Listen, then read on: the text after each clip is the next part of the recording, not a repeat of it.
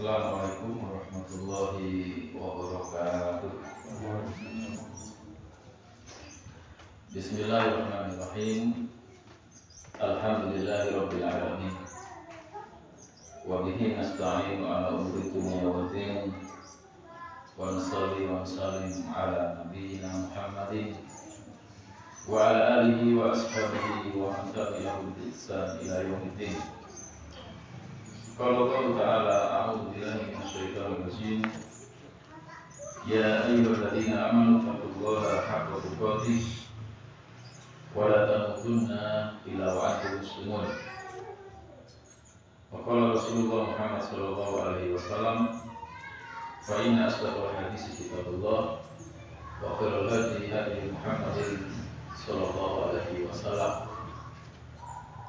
Allahumma salli ala Muhammad wa ala ali Muhammad kama shallaita ala Ibrahim wa ala ali Ibrahim innaka Hamidum Majid.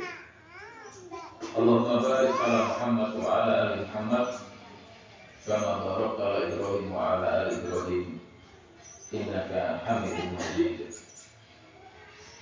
Dumateng sedaya jamaah salat maghrib, dumateng para bapak ibu yang dimuliakan oleh Allah, teman-teman Ustazuna Ustaz Amin hafizahullah. Alhamdulillah Allah bi ni'matihi tatimmu shalihat.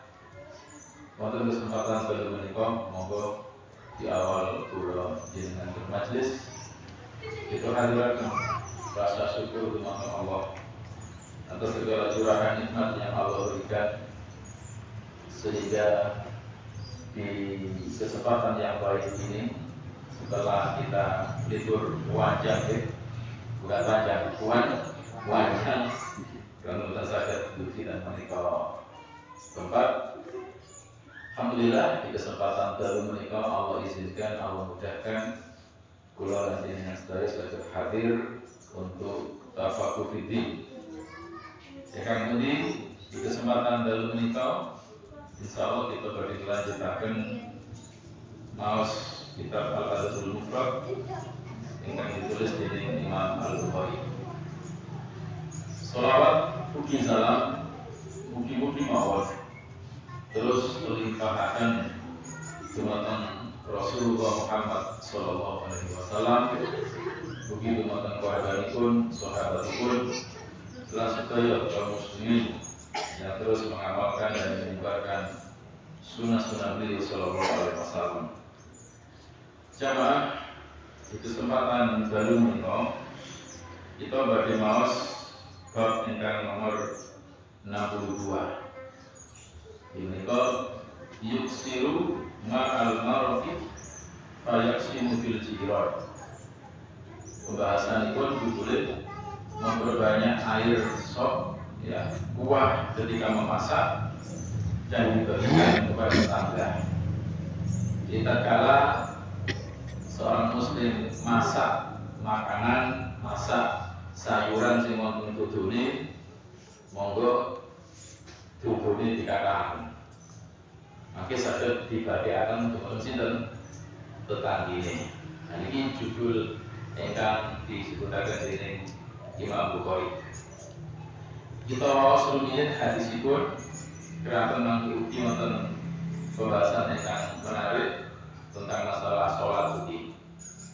Qala Imam Al-Bukhari rahimahullah, haddatsana Bishr bin Muhammadin qala akhbarana Abdullah qala akhbarana Syu'bah an Abi Imran Al-Jawni an Abdullah bin Samit an Abi Dzar qala awsani qalili sallallahu alaihi wasallam bisalasin asma'u wa ati'u walau li abdin mujaddadil atraf wa idza sana'ta marqatan fa'kthir ma'aha anzur ahla baitin min jiranika fa'ashiduhum minhum bima'ruf wa sholli sholata liwaqtiha fa in wajadta al-imama qad shalla faqad ahrasta sholataka wa illa bayyana filah.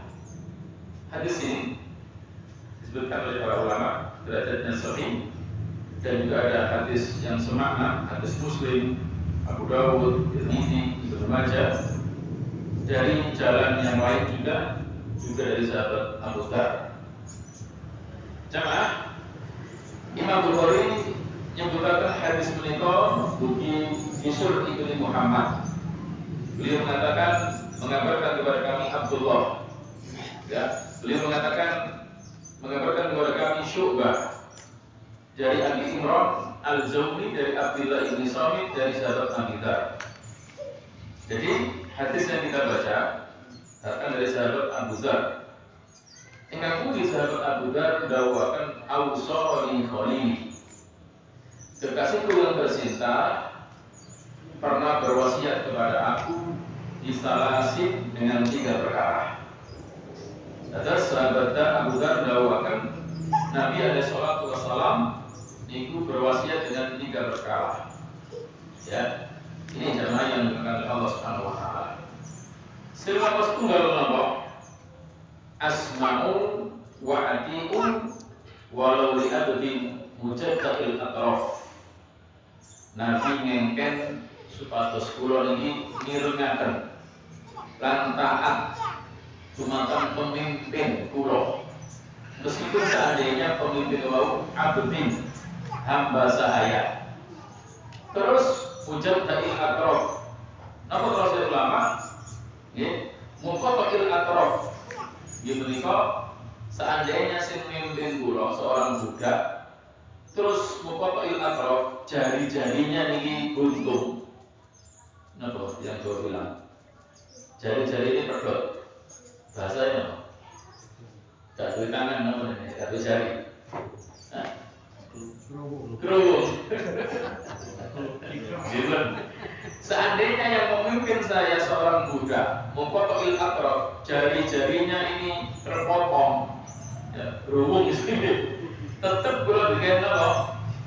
Taat, digawe mirengaken ngomongane, dawuhe. Ya tentu selama boten untuk maksiat. Apa sih pun jamaah yang dimuliakan oleh Allah Subhanahu wa taala, di poin pertama menika sahabat Abu Dzar dawakan beli Nabi itu wasiat pimpinanmu itu meskipun tangannya buntung hamba sahaya serta angkot tetap rumah ngomong-ngomong. Nah ini jamaah yang dimuliakan oleh Allah Subhanahu wa taala. Pun terus yang nomor kali ini sing poin kula jenengan.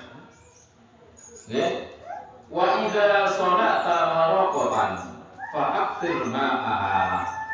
Lamun sekiranya awakmu gawe sop, gawe dudu sing ana kuwahe, nggih. Fa'akthir ma'aha, akeh-akeh no aire dudune. Nah, yang nganglang dudu sing paling andal apa? Dudu kelor. Terong, gurawon, soto, sing akeh dudune. Meskipun mangke rada gak dudu titik, sing dudune sing akeh. Terus ya apa? Summan nur ahla baitin min jironika. Nuli deloken keluargane tanggamu. Nuli ya, kemudian lihatlah dari keluarga ya rumah tetangga kamu. Setelah ditinggali, dipirsani, bukan hanya dipirsani mawon, fa'asibhum minhu bima'ruf, atihum, atihim. Jadi wene ono, jadi berikan kepada mereka. Alhamdulillah. Jadi semua. Tatkala selesai kamu melihat tetanggamu, maka berikan bagian dari masakan yang kamu masak tadi. Ya, bima'ruf. Dengan cara yang baik, ya. Ini jamaah yang diberikan oleh Allah Subhanahu wa taala. Jadi kata ulama, aqihim minhu syai'a. Berikan kepada mereka sesuatu tadi yang kamu masak. Subhanallah. Kata ulama, ya, ini begitu perhatian Nabi agar Abu Dzar itu memberikan hadiah kepada tetangganya. Ya. Kenapa jamaah? Karena tiang itu menawi masak, pondoi ide. Kira-kira aku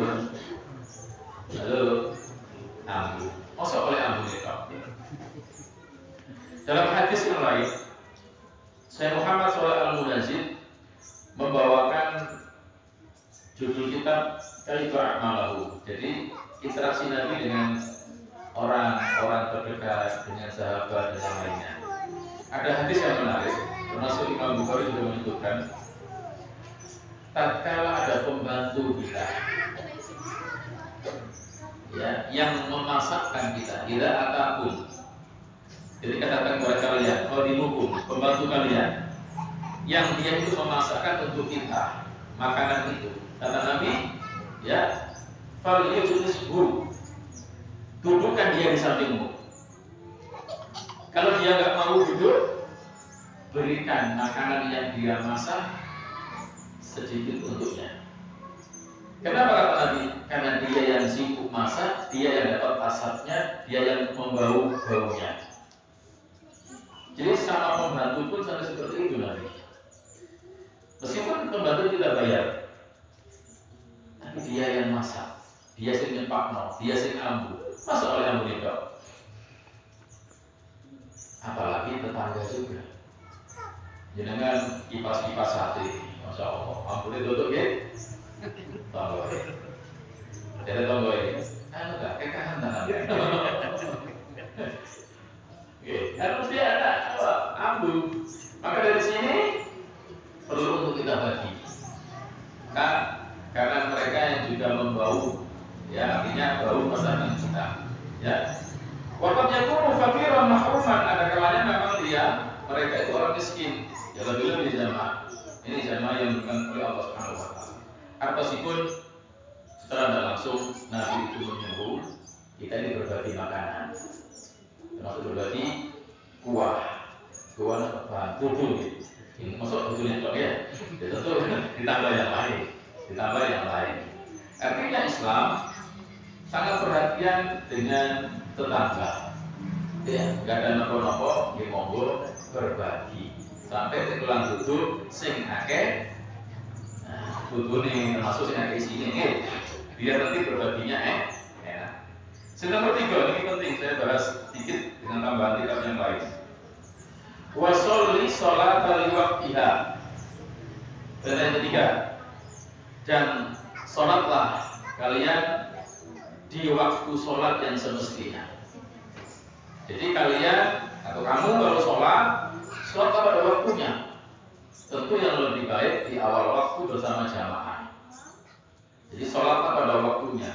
Artinya apa? Jangan sampai sholat bukan pada waktunya. Karena ada orang, mohon maaf, bukan musafir, bukan sakit. Duhur bisa lebih asar. Asar ya, maghrib. Iya, benar ya? Asar, belum adzan. Ayo wis sisa tagus, boleh maghrib bisa. Sehingga banyak akhirnya asar digeser. Asar waktunya masuk jam 3, adanya setengah 5. Sehingga jamaah jam 5. Insya Allah mungkin baru waktu. Ada sebagian tempat itu kadang asarnya digeser. Kenapa? Nempakno wong murid terus sawah. Sehingga adanya diundur. Gitu, betul gitu. Ada. Nah, tentu memang pada waktunya, tapi agak molor itu jemaah.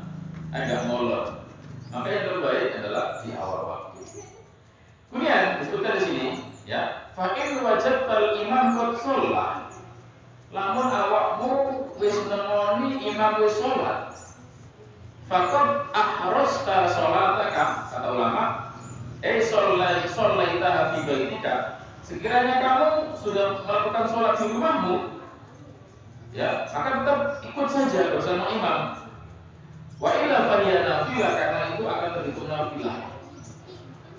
Jadi begini jemaah, poin kedua, tatkala kula jenengan seandainya sampun sholat di rumah, terus ternyata kemudian kita ke masjid, ya, di masjid itu ada sholat yang tadi kita sholat, maka kita disuruh untuk sholat lagi.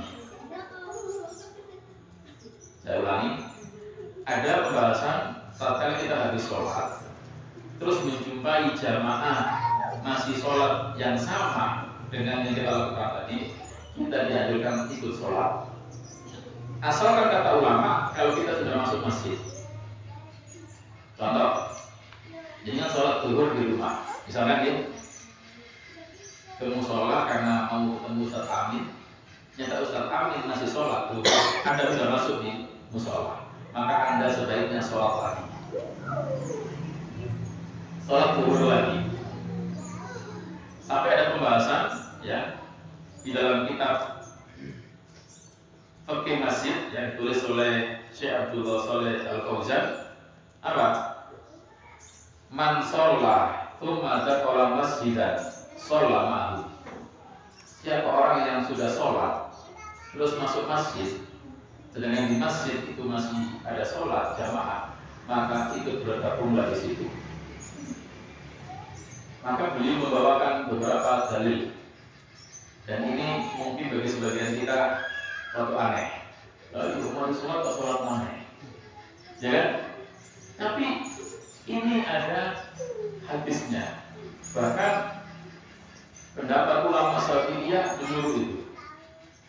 Kata beliau, ya saya singkat saja, termasuk adab kalau kita masuk masjid dan ketika di masjid masih ada sholat jamaah, fa innahu yusra'u lahu ayyusalliya ma'ahum, maka disyariatkan kita untuk ikut sholat lagi bersama mereka. Idrakan li fadlil jamaah, untuk mendapatkan keutamaan jamaah. Mana hadisnya? Nah, Nabi mengatakan begini. Hadis Muslim. Sholli sholata li waqtiha. Kata Nabi, salatlah kamu ya di waktunya. Fa in adrakat sholatu ma'hum fasholli. Kalau sekiranya kamu mendapatkan sholatnya mereka di masjid itu, maka bergabunglah. Wala taqul, jangan kamu mengucapkan inni qad sholaitu fala usolli. Sungguh aku telah sholat, maka aku tidak sholat lagi. Jadi kata Nabi, kalau kita masuk masjid, di masjid itu masih sholat jamaah, disuruh ikut bergabung. Jangan bilang aku wis mari sholat. Qad sholaitu fala usolli, aku sudah sholat, aku nggak mau sholat lagi. Jangan bilang gitu. Paham ya? Secara logika, apa boleh sholat ya? Tapi Nabi menyuruh ikut sholat dan jangan bilang aku sudah sholat. Makanya, Qala Nawawi, Imam Nawawi berkata, wabilah dalam hadis, dalam hadis yang mulia ini, tidak mengapa mengulangi sholat subuh, sholat asar, sholat maghrib. Kenapa? Karena Nabi menyuruh tadi mengulangi sholat mutlak. Nggak membedakan antara sholat yang satu dengan yang lainnya. Dan kata Imam Nawawi, wa hadza huwa as-shahih fi madhhabina. Inilah pendapat yang sahih dalam pendapat kita. Madhab kami itu madhab Syafi'i. Meskipun, nah ini meskipun ada sebagian ulama Syafi'iyah, tatkala kita masuk masjid, terus ada orang yang sholat jamaah, kita itu nggak boleh bergabung ikut sholat kalau sholatnya subuh dan asar. Kenapa? Karena habis subuh dan habis asar nggak ada sholat sunnah. Kenapa? Karena sholat kita yang pertama terhitung wajib, yang kedua terhitung sunnah. Kata beliau ada sebagian ulama kita yang nggak membolehkan kalau sholat subuh dan sholat asar kita bergabung. Tapi ini pendapat lemah. Pendapat yang sahih, bahkan yang kuat termasuk dikatakan oleh Imam Ibnu Rushd, sholat kapanpun kalau kita menjumpai jamaah, diulang lagi, ikut lagi. Dan ini juga amalan sahabat yang mulia Mu'adz bin Jabal.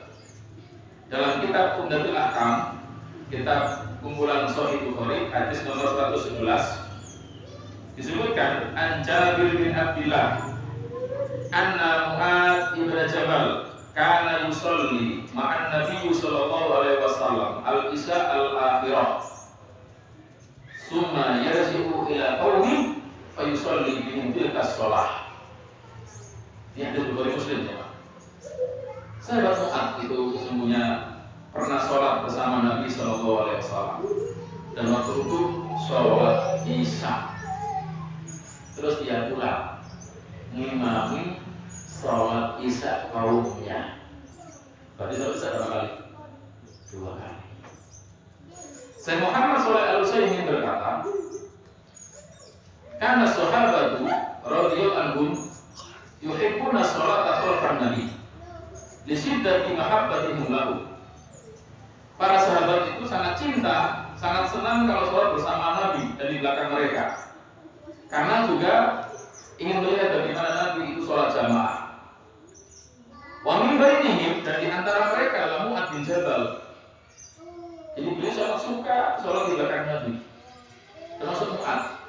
Dari hadis ini, sahabat Jabir menceritakan amalan sahabat Mu'adz, yang mana sahabat Mu'adz itu pernah sholat bersama Nabi Isa, ya, terus pulang ke kampung halamannya Bani Salimah, dan beliau mengimami sholat Isya lagi, yang dilakukan setelah dia sholat Isya bersama Nabi. Kata beliau, bagi sahabat Mu'adz sholat yang kedua terhitung sunnah, tapi bagi makmum orang kampung yang terhitung fardu. Maka dari sinilah ulama juga mengatakan orang yang sholat fardu boleh bermakmum dengan orang yang sholat sunnah. Sebaliknya orang yang sholat sunnah juga boleh bermakmum dengan orang sholat fardu. Paham maksudnya? Nah, ini adalah terus ini ansal dan buruk, bahkan tidak ada pahala insyaallah. Sehingga suatu hari Nabi pun pernah menegur tatkala ada orang yang nggak mau sholat 2 kali. Hadis diriwayatkan, ya, hadis yang sahih. Waktu itu sahabat Yazid bin Aswad bercerita. Jadi pernah saya ini bersama Nabi, terus kami bersama Nabi. Falamma qada sholat, lalu tatkala kami selesai sholat bersama Nabi, ternyata waktu kami sholat ini di belakang kami ada 2 orang yang tidak ikut sholat.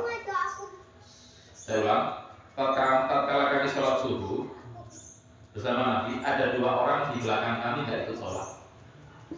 Maka melihat yang seperti ini, Nabi menyuruh untuk memanggil 2 orang itu. Alayya binima, tolong datangkan 2 orang itu.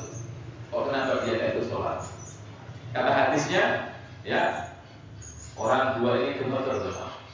Nah, dipanggil siapa? Dipanggil Nabi.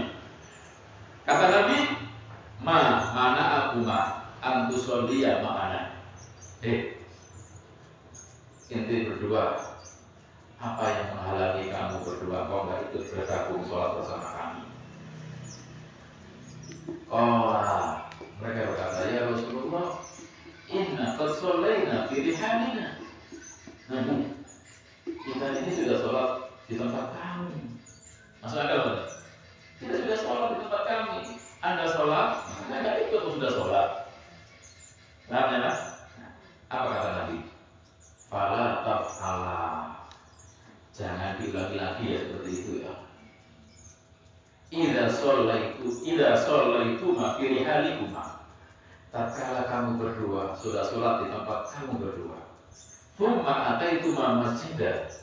Terus kalian berdua mendatangi masjid yang itu ada sholat jamaah, maka ikut bergabunglah bersama mereka.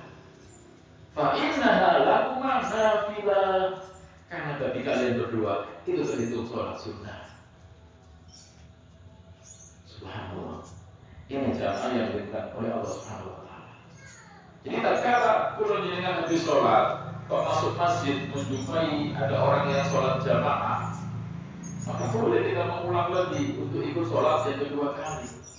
Ini jamaah yang diberikan oleh Allah Subhanahu wa taala.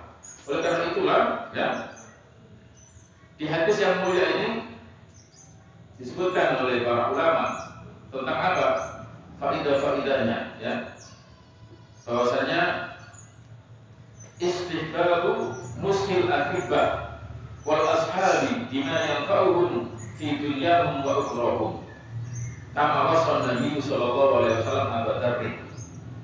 Dianjurkan untuk memberikan nasihat kepada orang-orang yang kita cintai, termasuk teman-teman kita, dengan nasihat yang bermanfaat dalam urusan dunia maupun urusan akhirat.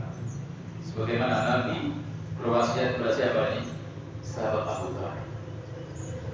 Jadi kula jenengan di hadis ini ada faedah apa? Dianjurkan memberikan nasihat. Makanya kula jenengan ini sebenarnya juga para dai-nya Allah, orang yang bisa mengajak kebaikan. Lah, mengajak kebaikan itu gak menunggu ceramah di masjid atau khotbah Jumat jemaah. Lihat, Nabi Yusuf tatkala di penjara,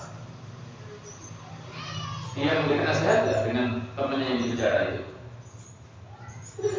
Ya, Sofi di sini, wahai penghuni lapas, paham lapas? Penghuni LB. Apa yang dikatakan? Ya, apakah Tuhan yang banyak itu lebih baik daripada Tuhan yang esa yang perkasa? Artinya diberikan nasihat. Apakah Tuhan yang akeh keluwe api daripada Tuhan yang satu yang esa yang perkasa? Subhanallah. Jadi diberikan nasihat. Ada kesempatan untuk nasihat, kasih nasihat. Makanya termasuk kata-kata ulama, ya, tatkala kita ingin memberikan nasihat kan harus dengan cara hikmah. Nah, cara hikmah itu kan dengan macam-macam, nggak harus ceramah di podium. Mungkin hikmah itu tatkala kita bertemu dengan teman kita, ketemu masalah tertentu, ketemu kejadian tertentu, kita hubungkan dengan agama. Contoh, kita jalan-jalan, qadarullah, melihat orang kecelakaan, ketika kena musibah, maka kita hubungkan dengan musibah menurut Quran dan Sunnah. Kalau kita jalan-jalan melihat orang meninggal dunia, ada jenazah lewat, kesempatan untuk memberikan nasihat. Dan kita insya Allah mampu dengan bahasa kita. Makanya Allah Jalla wa'ala mengutus para Rasul kepada kaumnya itu dengan bahasa mereka. Kenapa? Karena aku lebih paham, lebih bisa dipahami, dan orang-orang akan bisa mengerti. Tapi kalau dengan ketika memberikan nasihat, sadar sinten sing kita nasihati. Oh, teman sales itu sudah bahasa sales. Oh, teman sekolah dengan bahasa sekolah. Kan nggak mesti harus dengan ceramah. Ini jamaah yang dimuliakan oleh Allah Subhanahu Wa Taala. Sama juga, tatkala para ulama menulis 100 ciri wanita solihah. Apa cirinya? Wanita solihah itu juga cirinya apa? Ta'muruna bil ma'ruf, mengajak kepada yang baik dan mencegah kepada yang mungkar. Ini jamaah yang dimuliakan oleh Allah Subhanahu Wa Taala. Terus, kula dengan selayaknya, sepatutnya, kenapa? Berusaha juga berperan untuk bisa mengajak kepada yang baik, mencegah kepada yang mungkar. Ini jamaah yang dimuliakan oleh Allah Subhanahu Wa Taala. Yang kedua, ada istiqamah syai'in min durubil khair wa sunufil birri fa kulluha ma'ruf. Kita enggak boleh meremehkan ya hal-hal yang itu merupakan kebaikan. Sekecil apapun itu hal yang baik jangan diremehkan. Termasuk ketika tatkala kita bisa memberikan nasihat, jangan diremehkan. Karena bisa jadi jemaah dengan omongan yang kita bicarakan, yang kita keluarkan dari mulut kita, ternyata berkesan di hati orang. Kita nggak tahu. Ceramah panjang, tapi kadang-kadang nggak berkesan. Tapi jadi ngomong dengan baik, titik tapi ngenai kalau hati, sehingga orang itu bisa berubah. Maka jangan diremehkan. Ketiga jamaah yang mengenai Allah Subhanahu Wa Taala, al-ihtimam bi ada'i shalat fi waqtiha. Jadi perhatian agar kita ini sholat pada waktunya. Jadi kita harus perhatian dengan masalah sholat. Kalau bisa kita sholat di waktunya, kalau bisa awal waktu. Yang keempat, masru'iyatus sholati ma'al imam naflan. Disyariatkan sholat bersama imam, meskipun itu terhitung sunnah bagi kita. Jadi meskipun itu terhitung sunnah bagi kita.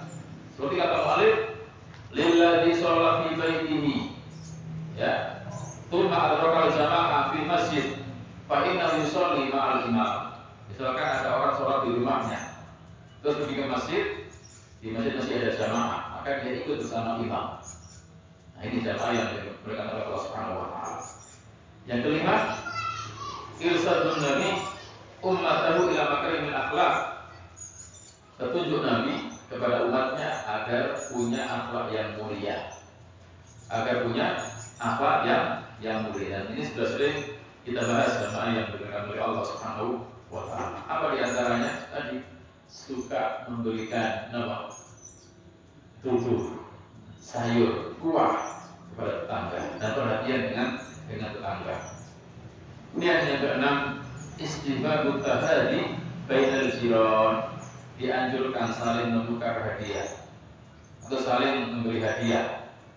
Fadzalika yuridul mahabbah wa yazidul mawaddah. Karena itu akan menambah kecintaan dan kasih sayang. Oleh karena itulah Imam Bukhari membuat bab memperbanyak kuah tatkala masak untuk dibagikan kemudian kepada tetangga. Wallahu a'lam bishawab. Wallahu a'lam bishawab. Ini jamaah yang diberikan oleh Allah Subhanahu Wa Taala. Hadis selanjutnya, hadis yang sahih juga, sama datang dari sahabat Abu Dzar. Saya singkat saja. Nabi mengatakan, ya Aba Dzarrin, idza tabakhta maraqatan fa'akfir ma'al maraqah wa ta'ahad ziranaka aw tusim fi ziranika. Datang dari sahabat Abu Dzar, wahai Abu Dzar, idza tabakhta maraqatan, tatkala kamu masak sesuatu yang ada kuahnya, sopnya dan yang lainnya, fa'akfir ma'al maraqah, maka perbanyaklah kuahnya. Wa ta'ahad, dan perhatikan jiranaka, tetanggamu. Ya, perhatikan. Tujuannya apa? Ya, supaya tahu mereka makan apa belum, punya apa tidak. Kalau bisa, awi kesimfi jironika, terus berbagilah kamu kepada mereka. Nah, ini jamaah yang diberikan oleh Allah Subhanahu Wa Taala. Terus Nabi SAW menyuruh sahabat Abu Dzar agar tatkala punya hajat untuk memasak sesuatu masakan tidak melupakan tetangga. Makanya disuruh untuk memperbanyak apa? Memperbanyak kuahnya. Tentu ini juga nasihat untuk kita. Tatkala Anda punya kelebihan, namal sambal segala, namal tubuh segala, namal sego segala. Sambil berbagi dengan siapa? Tetangga. Mesti kita siasati. Mungkin seminggu sekali tangga yang sebelah kanan, minggu depan tetangga yang kiri, dan seterusnya. Sehingga ini akan membawa dampak yang sangat baik untuk kita. Tapi memang kadang perlu duit yang ada. Kenapa? Tambah belanja. Biasanya kan wong perlu, tapi wong limo. Nah, sama titik zaman. Terus kan nggak perlu masak, terus aku langsung ya, alhamdulillah tambah senang busur ini. Nggak perlu repot masak. Tapi ala kulli hal, ini menunjukkan ternyata Islam perhatian dengan tetangga. Jangan sampai kemudian melupakan tetangga. Wallahu a'lam bishawab. Jamaah yang diberikan oleh Allah Subhanahu Wa Taala. Kita lanjut bab 63. Babun khairul jiran. Bab sebaik-baik tetangga. Ya apa sih tetangga sing saya itu?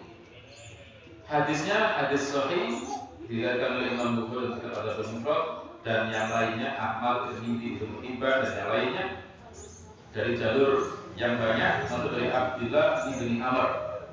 Ya. Disebutkan di sini kata Imam Bukhari, hadatsana Abdullah bin Yazid qala hadatsana Haywatu qala akhbarana Surah bin Ibnu Salim. Ya, annahu sami'a Aba Abdurrahman al-Qubuli yuhaddisu an Abdullah bin Amr bin As. Hadis ini intinya dari sahabat Abdullah bin Amr bin As pernah saya sebutkan nama sahabat itu yang namanya Abdullah lebih dari 200. Makanya sering disebutkan Abdullah bin Sabah, gitu. Abdullah bin siapa? Karena banyak. Cuma yang terkenal dalam masalah ini bisa Abdullah bin Amr bin As, bisa Abdullah bin Umar, bisa apa? Abdullah bin Abbas, masuk Abdullah bin Mas'ud. Ini dia kata ulama namanya Abadillah. Nama-nama Abdullah yang sangat terkenal. Dari sini beliau bercerita an Rasulullah sallallahu alaihi wasallam annahu qala. Dari Rasulullah sallallahu alaihi wasallam sesungguhnya beliau Rasulullah pernah mendakwakan khairul ashabi indallahi ta'ala khairuhum li sahibihi wa khairul jirani indallahi ta'ala khairuhum li jarihi. Subhanallah. Jamaah yang dimuliakan oleh Allah Subhanahu wa taala, terus Nabi. Dan ini kalau kita sebutkan rawi-rawinya panjang. Jadi Abdullah bin Yazid ini Maula Ali Imran atau Ali Umar. Surahbil bin Sarid namanya Abu Muhammad Al-Mu'afiri dan seterusnya. Ala kulli hal, kata ulama, ini orang-orang yang soleh, orang-orang yang punya kemuliaan, yang datang kemudian dari Abdullah bin Amr bin As yang mengatakan Nabi bersabda khairul ashabi indallah, sebaik-baik teman di sisi Allah itu khairuhum li sahibihi, itu mereka yang terbaik kepada temannya. Jadi jenengan ingin semua rencang jenengan sing suwae itu mungguhe Gusti Allah, dia sing paling sae teman kanca-kancane. Jadi kita punya teman banyak, gitu. Tatkala teman itu baik sama kita, itulah yang di sisi Allah juga yang terbaik. Karena teman sekolah banyak, teman kerja ada, sing saya wonten, sing elek, sing sering membasakan bulan jenengan kasih hadiah banyak, sering yuk utangan, di kata. Ya kalau mengukure teman yang baik, bagaimana dia interaksi dengan kita? Ketika mereka itu sangat baik kepada temannya, maka itulah di sisi Allah teman yang baik. Termasuk wa khairul jirani indallah, sebaik-baik tetangga menurut Gusti Allah, mengikuti Gusti Allah, yaitu khairuhum li jari, mereka itu yang teman tetangga itu yang baik kepada tetangganya. Jadi tatkala ada tetangga itu baik kepada tetangganya, itulah tetangga yang terbaik mengikuti Gusti Allah. Sehingga jemaah yang dimuliakan oleh Allah Subhanahu wa taala, di hadis ini juga disebutkan apa? Al-hasu ala ta'dimi suhbati al-imaniyah. Anjuran untuk mengagungkan teman, apalagi karena keimanan. Jadi persahabatan karena keimanan itu harus kita dahulukan daripada persahabatan karena uang. Dan orang-orang yang sering bertemu kita di masjid, di pengajian, persahabatan karena siapa? Karena Allah, karena iman. Bahkan nanti di hari kiamat Allah mengatakan aina mutahabbi nabiyya, mana orang-orang yang mencintai karena aku, bukan mencintai karena bisnis, karena uang, tapi karena siapa? Allah Subhanahu wa taala. Dan yang paling terbaik adalah yang paling mencintai saudaranya. Kata Nabi Shallallahu Alaihi Wasallam dalam hadis Qayalisi dan yang lainnya, dan hadis ini disahihkan oleh Syekh Albani, ma tahabbar rajulani illa kana afdaluhuma asadduhuma hubban li sahibihi. Tidaklah dua orang saling mencintai. Contoh, jenengan bahasa si fulan sama si fulan saling mencintai, maka yang paling utama di antara jenengan berdua yang paling mencintai saudaranya. Subhanallah. Ini jamaah yang dimuliakan oleh Allah Subhanahu wa taala. Jadi tatkala semakin dia cinta kepada saudaranya, Itu yang paling utama. Sehingga mari ini kita tanamkan pada diri kita. Persaudaraan, pertemanan, persahabatan karena keimanan, karena Allah ini lebih tinggi daripada yang lainnya. Daripada yang lainnya. Masih ingat jamaah yang diberikan oleh Allah Subhanahu wa taala ya tentang para sahabat. Nah, ini persahabatannya luar biasa karena iman mereka sampai rela berbagi istri ya, ditawari istrinya yang suruh milih kan itu. Nih hartaku, ambil separuhnya. Nih istriku, pilih salah satunya yang paling kamu sukai. Kan gitu. Ini belum tentu awak dewi yang ini. Karena masih satu soalnya. Ini jamaah yang dimuliakan oleh Allah Subhanahu wa taala. Dia rela berbagi karena keimanan. Karena keimanan. Bon. Yang kedua juga hadis ini memberikan petunjuk apa? Al-hassu ala hifdzil jar wal ihsan ilaihi. Anjuran untuk menjaga tetangga dan berbuat baik kepadanya. Jadi kalau bisa memang kita ini yang terbaik. Artinya apa? Kita ini dianggap pembosin api. Nah, pembosin api itu apa? Mohon maaf, tentu sesuai dengan Quran dan Sunnah. Tidak menurut perasaan, tidak menurut ada istiadat setempat, tapi menurut Al-Quran dan Sunnah. Karena ada kalanya, ya, sebagian orang menganggap ini pembosin api, tapi menurut Al-Quran dan Sunnah tidak api. Paham maksudnya? Kenapa? Karena ada orang menganggap betul loh, tonggo musola, tonggo masjid, sobo ya. Tapi nengaku kayak gak nyokok ya. Begini kita udah gak teko. Ya, nah maka di sini kita lihat dulu undangannya apa kan gitu. Nah ini terus kita sesuaikan hal yang baik tadi dengan petunjuk Allah dan Rasulnya. Makanya juga termasuk agar bisa mengambil hati tetangga itu dia suka berbagi dan berbaginya nggak nunggu momen-momen tertentu, nggak nunggu safar, selo, ya dan seterusnya. Tak kala kita punya kita berbagi, bukan nunggu momen-momen tertentu yang tidak dianjurkan untuk lakukan itu. Ini jamaah yang diberikan oleh Allah Subhanahu wa taala. Kemudian juga di hadis yang mulia ini jamaah apa? Sebisa mungkin kula jenengan ini menjadi orang yang di mata sahabat-sahabat kita menjadi orang yang baik. Saya yakin setiap kita itu punya teman lah. Tapi pertanyaannya, apakah kita ini di mata teman kita jadi baik? Belum tentu.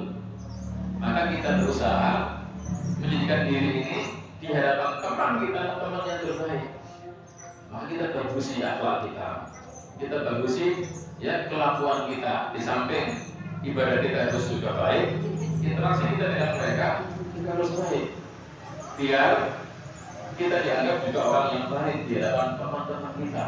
Ini jamaah yang dimuliakan oleh Allah Subhanahu wa taala. Baik, kita ada dulu, kita akan sambung dengan poin selanjutnya. Wallahu a'lam bishawab.